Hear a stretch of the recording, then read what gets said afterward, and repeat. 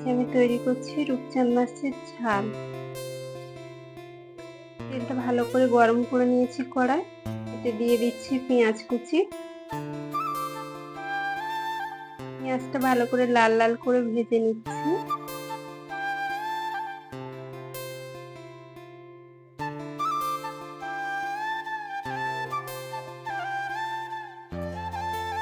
দিয়ে দিচ্ছি লবণ, হলুদ গুঁড়ো,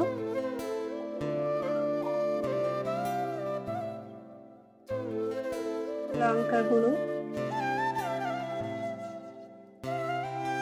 ভালো করে একটু ভাজা ভাজা করে নিচ্ছি।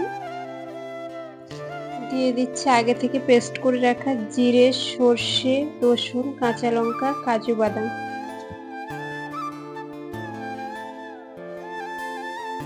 এটাকে ভালো করে ভাজতে হবে যাতে তলায় না ধরে যায়, নাড়তে থাকতে হবে।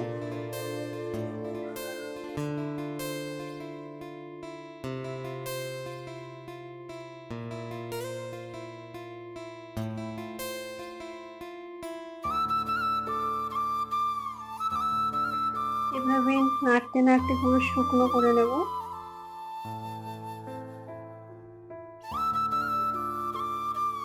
এবারে দিয়ে দিচ্ছি একটু পানি।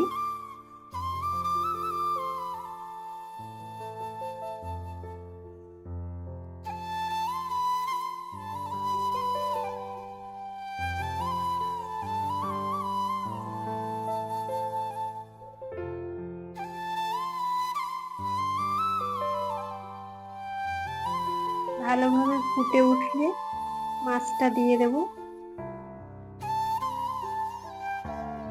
মাছটা আমি আগে থেকে ভেজে রেখেছি।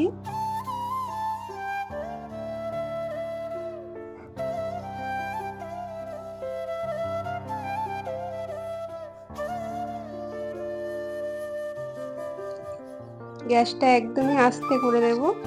মাছটা ভালো করে নেড়ে নেড়ে 3 মিনিট মতো ফুটিয়ে নেব।